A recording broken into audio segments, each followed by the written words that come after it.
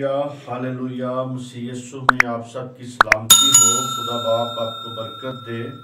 मेरे अजीजों, खुदा का शुक्र करते हैं कि उसने ये कीमती मौका बख्शा ताकि हम फिर इकट्ठे हों और खुदा के कलाम से सीखें और सिखाएं।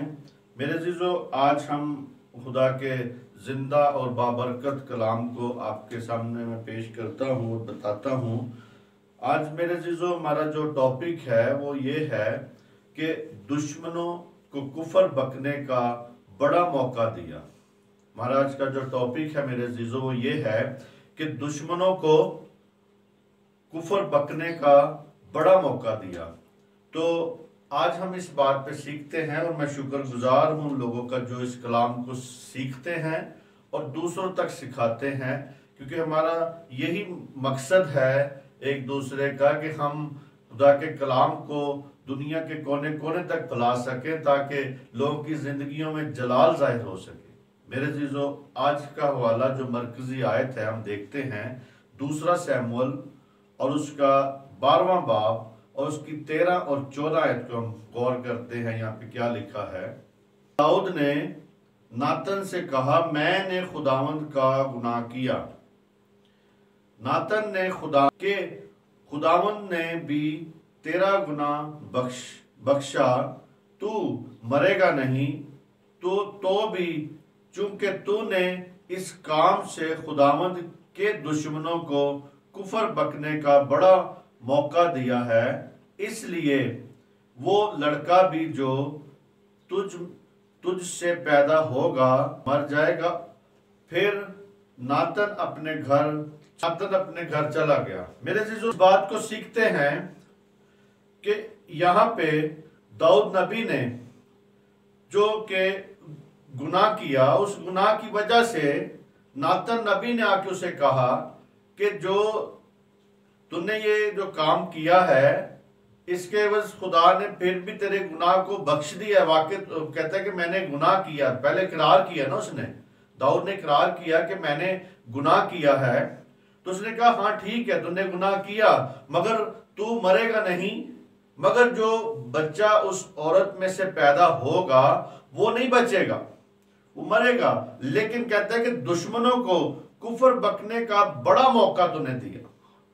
आज मेरे अजीजों, हम इस बात पे गौर करते हैं कि हमारे जो दुश्मन हैं, हमारे जो इर्द गिर्द हमारे जो दुश्मन होते हैं, वो इसी बात की ताक में रहते हैं कि कब ये गुनाह करे, कब ये ऐसा काम करे तो हम इसकी भी बेइज्जती करें और इसके खुदा की भी बेइज्जती करें।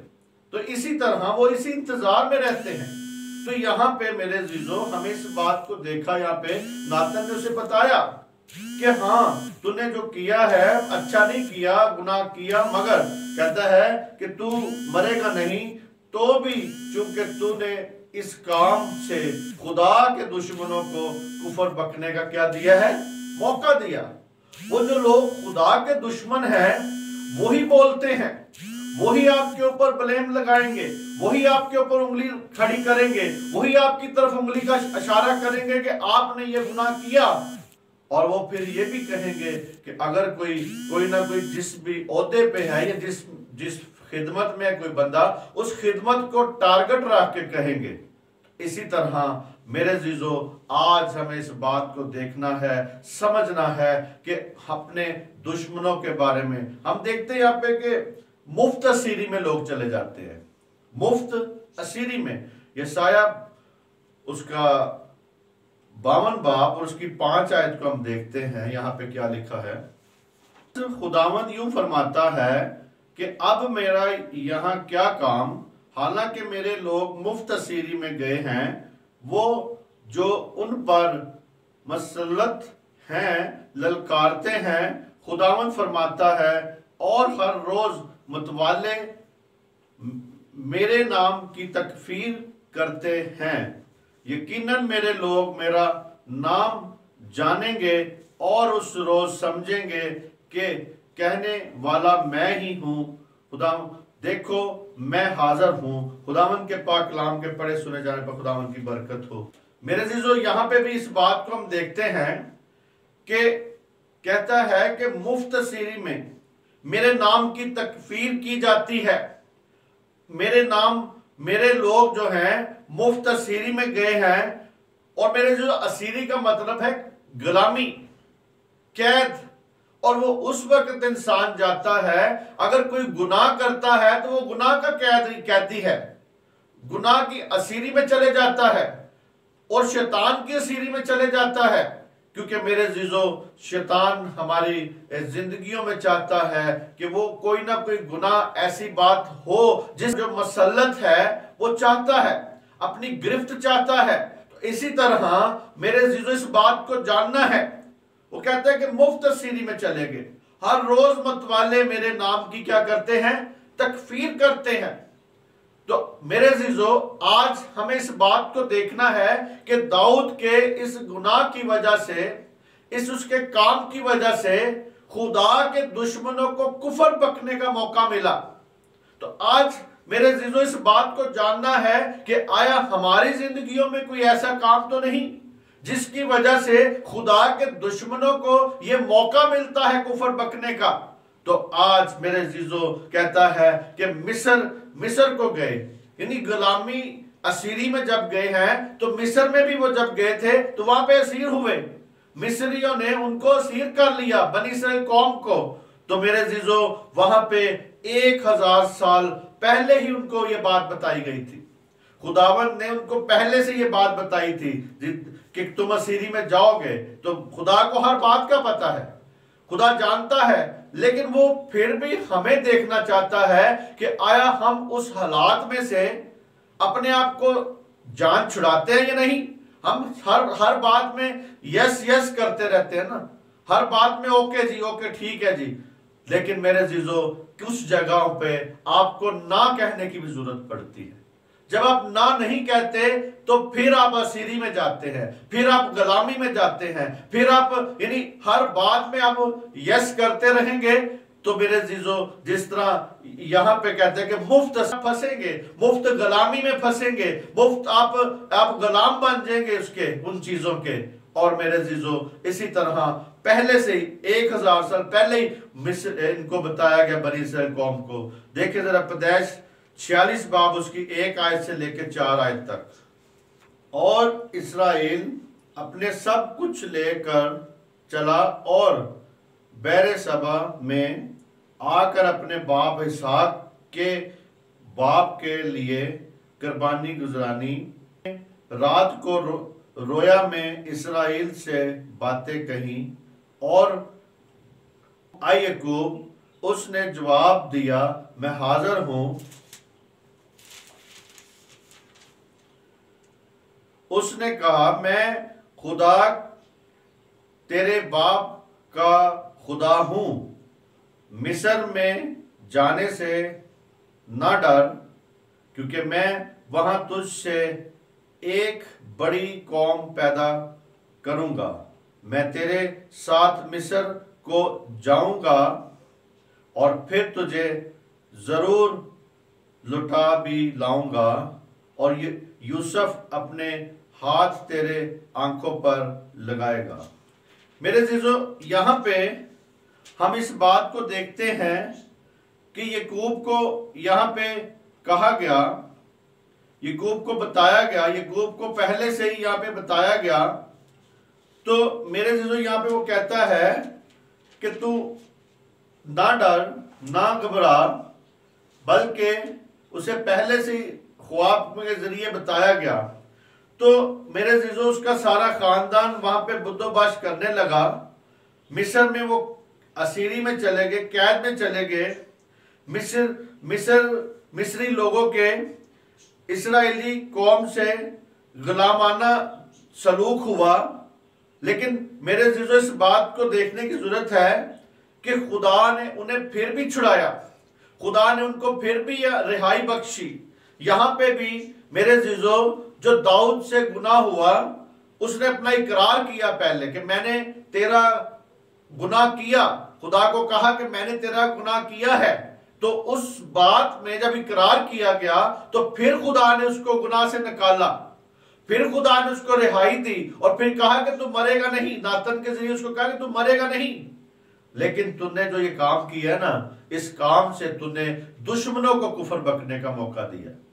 तो यहाँ पे उनके साथ सलूक हुआ, वहां से उनको खुदा ने उन्हें निकाला, छुड़ाया।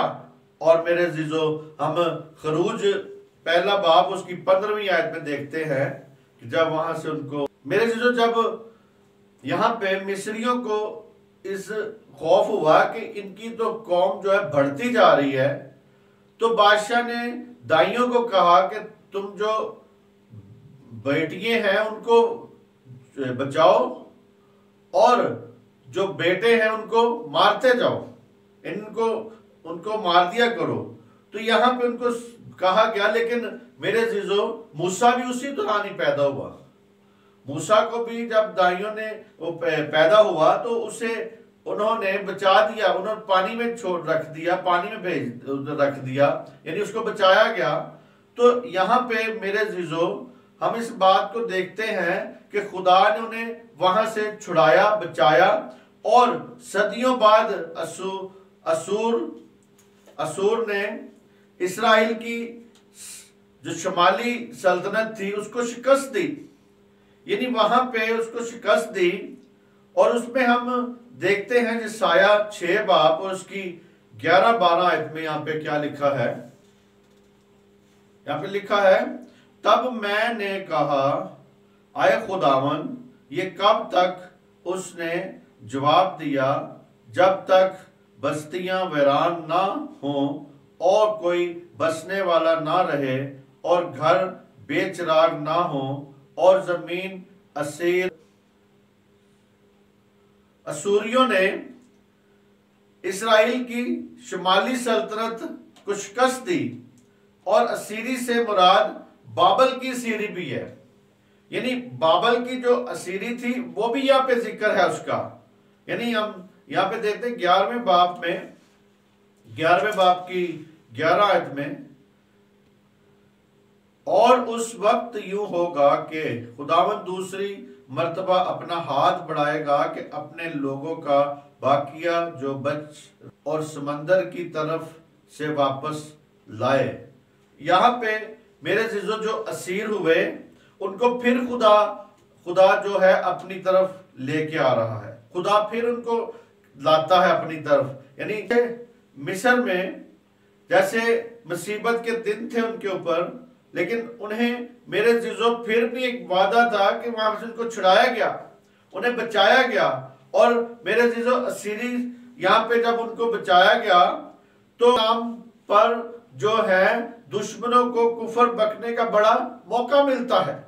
आज भी मेरे अजीजों, जब आप असीरी में चले जाते हैं, जब आप गुनाह की गुलामी में चले जाते हैं, जब आप कोई जुर्म करते हैं, तो जब जुर्म करते हैं तो वहां पे भी दुश्मनों को कुफर बकने का क्या मौका मिलता है कि वो आपके खिलाफ बात करते हैं, आपके खिलाफ, आपके खुदा के खिलाफ, आपके मजहब के खिलाफ, सारी बातों में मेरे अजीजों वो आपके ऊपर अटैक करेंगे जब आप उन्हें मौका देते हैं।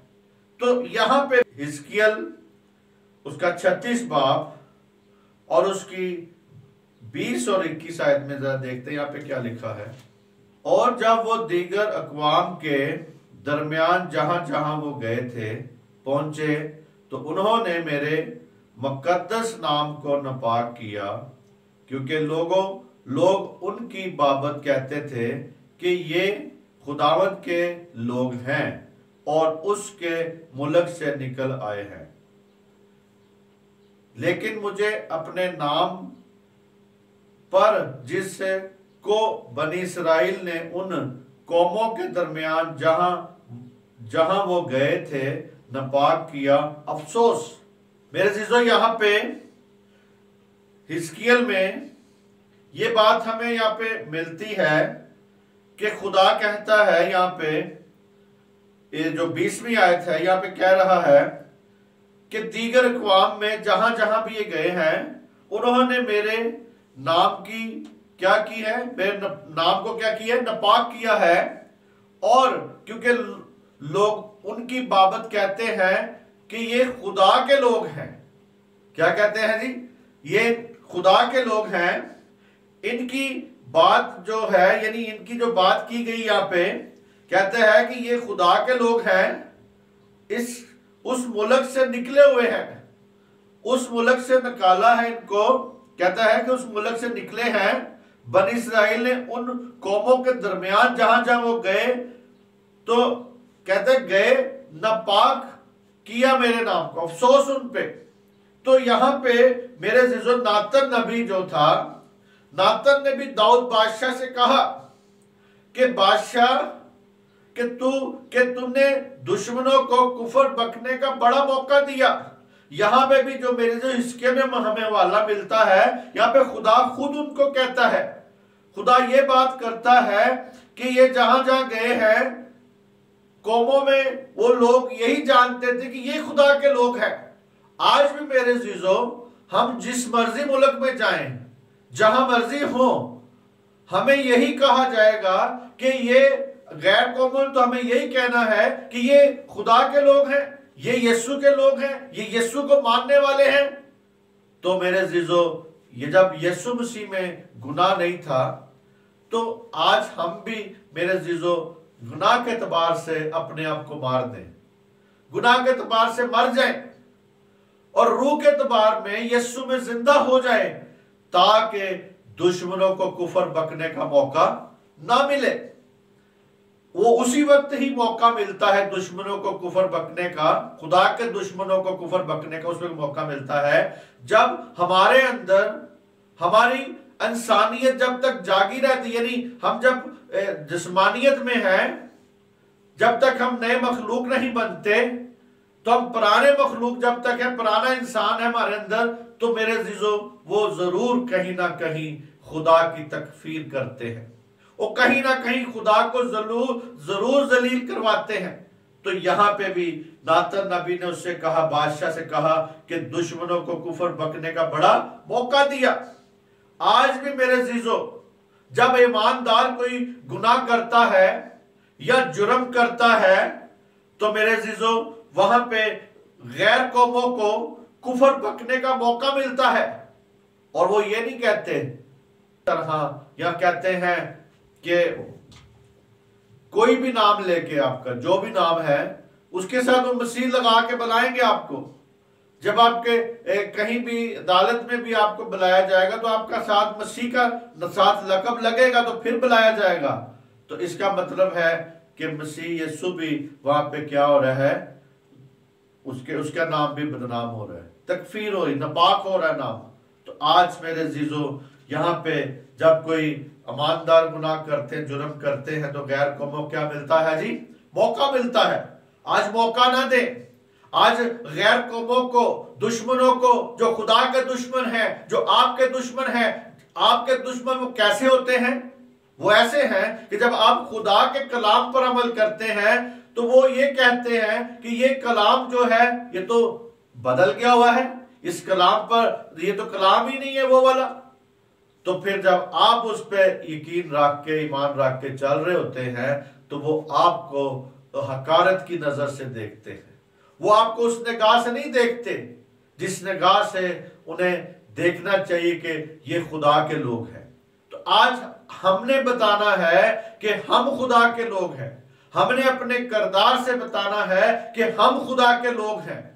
और इसी तरह मेरे जीजो, यहाँ पे मेरे जो गैर कौम हमारे खिलाफ बोलती है, आज भी देखे गैर कौमें जो है आज भी हमारे खिलाफ बोल रही हैं। हम जब भी कहीं भी देखते हैं तो कहीं ना कहीं साजिश हो रही होती, जो मसीह के खिलाफ, खुदावंद यशवा मशाइह के खिलाफ, हमारे कलाम के खिलाफ, यानी खुदा के खिलाफ कोई ना कोई गैर कौमें साजिश कर रही है। मेरे जीजो, शैतानी लोग जो हैं आज भी मसीहत के खिलाफ बात करते हैं, वो आज भी मसीह के कलाम को, खुदा के कलाम को वो ये साबित करना चाहते हैं कि ये गलत है। तो गैर कौमों को इसी तरह मौका मिलता है और हमारे खुदा के खिलाफ मेरे जीजो गैर कौमें बोलती रहती है। आज मौका ना दें, आज दुश्मनों को कुफर बकने का मौका ना दें। आज अपने आप को बदलें, आज अपने आप को चेंज करें, ताकि मेरे जीजो खुदा के नाम को जलाल मिल सके। इसी तरह मेरे जीजो गैर कौम जो है गैर कौमों में खुदा के नाम पर कुफर बका जाता है।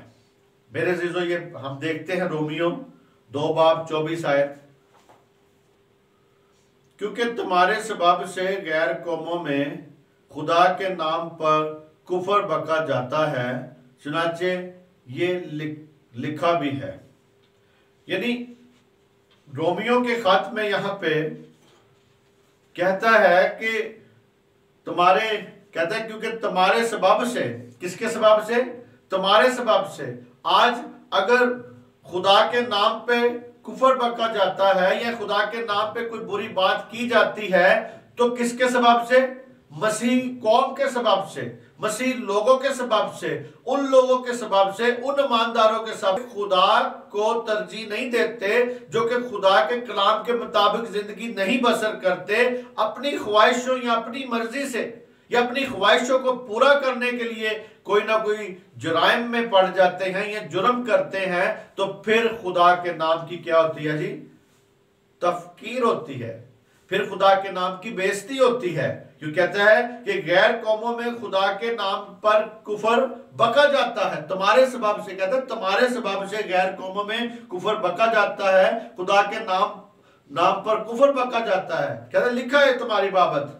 तो यहूदियों की इस ऊंची दुकान और फीका पकवान को देखते हैं मेरे जीजो। यहाँ पे मेरे जीजो, हम में खुदा के कलाम की तज़ीम नहीं है, इज्जत नहीं है, या उसका रुतबा हम खो बैठते हैं, तो फिर हम भी जैसे यहूदियों का ऊंची दुकान और फीका पकवान की वाली बात है, तो अगर हम में भी अगर ये चीजें नहीं बदलेंगी तो हमारे भी ऊंची दुकान और फीका पकवान नजर आएगा। तो हम बातें बहुत ऊंची ऊंची करें, दावे बहुत ऊंचे ऊंचे करें, मगर गुनाह के मामले में कोई परहेजगारी ना हो, लालच के मामले में कोई परहेजगारी ना हो, हमारी जिंदगियां बदले ही ना, पुरानी की पुरानी जिंदगियां फिर नजर आए, तो मेरे जीजो फिर तो वही बात हुई ना, ऊंची दुकान और फीका पकवान। इसी तरह गैर कौम में खुदा के नाम पर कुफर बका जाता है, वो ये आम इंसानों की तरह खुदा को उसके पैरोकारों के अमाल व किरदार से परखते हैं। आज भी मेरे जीजो पूरी दुनिया में इस बात को याद रखें, मसीह के जो पैरोकार हैं, मसीह के जो लोग हैं, उनके किरदार पर और अमाल पर लोगों की नजरें होती हैं, परखते हैं कि आया इसका अमाल कैसा है, आया इसका किरदार कैसा है। आज दो बातें जो है हमारे में वो चेक की जाती हैं, गैर कौमें चेक करती हैं और देखती रहती हैं, हमें परखती रहती हैं, उनकी नजरें हम पे लगी रहती हैं, वो हमारे किरदार और अमाल को देखते रहते हैं, परखते रहते हैं। इसी तरह मेरे जीजो हमें इस बात को जानने की जरूरत है। कहता है कि ये बात यशायाह के जमाने में सच थी। यानी हम देखते हैं 52 बाब और उसकी फिर दोबारा से देखते हैं 5वीं आयत में क्या लिखा है। बस खुदावंद यूं फरमाता है कि अब मेरा यहाँ क्या काम, हालांकि मेरे लोग मुफ्त असीरी में गए हैं, वो जो उन पर खुदावंद फरमाता है और हर रोज मतवाले मेरे नाम की तकफीर करते हैं।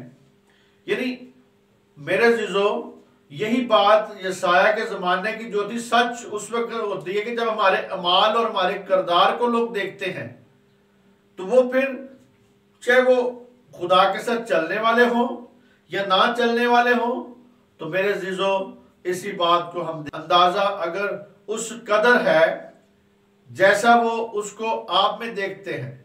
यानी आज यशवा मशाया का जो किरदार है वो हम में, हमारे साथ उसके साथ तल्लक है, वो हम में देखना चाहते हैं। मसीह को हमारे किरदार से, मसीह को हमारी बात से, मसीह की सारी बातें हमारे अंदर से वो देखना चाहते हैं। तो मेरे जीजो आज हम अपनी पाकीज़गी को जाहिर ना करें, क्योंकि हमारी जो पाकीज़गी है वो गंदी धज्जियों की मानद है। हम अपने अंदर खुदा को जब पैदा करेंगे तो खुदा की हमारे अंदर से बात निकलेगी। तो मेरे जीजो आज किरदार और माल अपने को दुरुस्त कर ले, ताकि दुश्मनों को कुफर बकने का मौका ना मिले। तो मेरे अजीजों, इसी तरह आज वो हम में देखना चाहते हैं, हमारे अंदर वो देखना चाहते हैं मसीह को बसे हुए को। तो कि पिछले दिनों में बहुत से मेरे अजीजों राहिबों ने, आज यहाँ पे बताता हूं कि पिछले दिनों बहुत से राहिबों के जो रहबर हैं, उन्होंने और उनके बच्चों की वजह से खुदा के नाम की जो है मेरे अजीजों, खुदा बाप और हमारे खुदावंद यशवा मसीह की बेइज्जती हुई। मगर उन रहबरों ने मेरे अजीजों जरा भी शर्म महसूस नहीं की, और वो जरा भी शर्म महसूस नहीं की, और उनकी वजह से गैर कौमों को कुफर बकने का मौका मिला। हम जिस यहाँ पे रहते हैं इस एरिया में, यहाँ पे मेरे अजीजों कुछ रहबरों और कुछ उनके बच्चों की वजह से खुदा के दुश्मनों को कुफर बकने का मौका मिला है, जो आज भी उन रहबरों पे उंगलियां उठा रहे हैं, उनके बच्चों पे, उन रहबरों पे और खुदा पे, और खुदा के जो हम जो कहते हैं पेंटिकॉस्टल हम काम कर रहे हैं, उस पर वो उंगलियां उठा रहे हैं। और उस दुश्मनों को जो इर्द गिर्द ये खिदमत जो हम करते हैं, ये खिदमत के खिलाफ जो दुश्मन है, जो नहीं चाहते कि कलाम फैल सके, जो नहीं चाहते कि घर घर में इंजील जा सके, जो नहीं चाहते कि लोग की जिंदगियां बदल सके, वो नहीं चाहते कि लोग तौबा करें, मसीह की तरफ आएं और खुदावन में कायम हो जाएं और बरकत हो सके, वो मेरे अजीजों वो लोग जो हैं वो आज उन खादमों के और उनके बच्चों के खिलाफ क्या करते हैं जी? कुफर बकते हैं। दुश्मनों को कुफर बकने का मौका मिला है। तो मेरे अजीजों, इसी तरह वो उनमें ना कोई शर्म, ना उनको शर्म आती है, ना वो शर्म महसूस करते हैं। तो आज मेरे अजीजों शर्मसार होना चाहिए कि अगर कोई किसी में ऐसी कोई हरकत है, वो अपने आप को शर्म महसूस करे। और इसी तरह मेरे अजीजों यहाँ पे कुफर बकने का मौका मिला गैर कौमों को। वो कहते हैं ये तो है ही ऐसे हैं, ये तो है ही ऐसे है, ये तो बुरे हैं, ये ऐसे हैं, ये ऐसे हैं। हम पे 100 किस्म के ब्लेम लगाए जाते हैं। क्यों? हमने उनको मौका दिया। जैसे यहाँ पे दाऊद नबी ने, मेरे अजीजों, नातन नबी ने उसे कहा कि तुमने खुदा के दुश्मनों को कुफर बकने का क्या दिया है? मौका दिया है। आज हम मौका ना दें। कलाम में लिखा है शैतान को मौका ना दो। जब हम शैतान को मौका देंगे तो फिर दुश्मनों को भी कुफर बकने का मौका मिलेगा। मेरे अजीजों, इसी तरह हम देखते हैं राह हक की बदनामी, यानी हम देखते हैं कि दूसरा पतरस 2 बाब और उसकी दूसरी और तीसरी आयत, और बथेरे उनकी शैवत परस्ती की पैरवी करेंगे, जिनके सबब से राह हक की बदनामी होगी, और वो लालच से बातें बनाकर तुमको अपने नफा का सबब ठहराएंगे, और जो कदीम से उनकी सजा का हुक्म हो चुका है, उसके आने में कुछ देर नहीं, और उनकी हलाकत सोती नहीं। मेरे अजीजों, यहां पे हम इस बात को देखते हैं कि राह हक की बदनामी, यानी जब दुश्मनों को कुफर बकने का मौका मिलेगा तो किसकी बदनामी होगी? राह हक की। राह जो हक रास्ता है, जो सच्चा रास्ता है, उस सच्चे रास्ते की बदनामी होगी। और वो यहां पे कहता है दूसरे बाब से राह हक की क्या होगी? बदनामी होगी, और वो लालच से बातें बनाएंगे। कहता है कि वो लालच से क्या करेंगे? बातें बनाएंगे। पतरस यहां पे पेशन को ही करता है कि वो बहुत से लोगों को अपनी तरफ राग़िब करेंगे, अपनी तरफ खींचेंगे। ये बाइबल की जो मेयार है उसे कम करेंगे। बाइबल का जो मेयार है वो ऊंचा है, उसे मेरे अजीजों अपने लालच के बना पे वो बातें बना के, यानी लालच की बातें बनाकर तुमको अपने नफा का सबब ठहराएंगे, यानी अपने नफा के लिए आपको यूज करेंगे। और इसी तरह मेरे अजीजों जो मेयार है उसका बाइबल का खिलाफ काम करने की इजाजत देते हैं।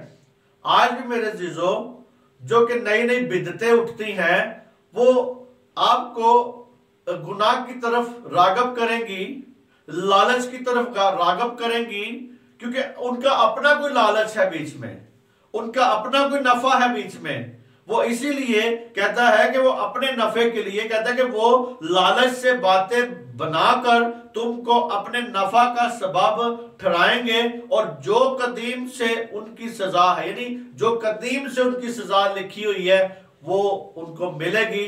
वो कहता है कि वो सजा सोई नहीं है, या खुदा सोया नहीं, खुदा आने वाला है, उनका बदला देगा। और इसी तरह झूठे उस्ताद जो है, मेरे जो झूठे उस्तादों के इस किस्म के रवैये की तालीम जो है, इस किस्म के रवैये की जो तालीम है, नतीजा ये निकलेगा कि राह हक की बदनामी होगी।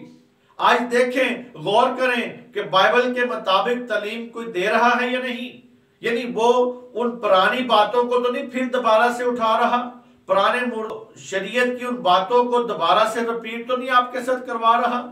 तो मेरे अजीजों, गौर करा करें बिदती तालीमों की तरफ भी।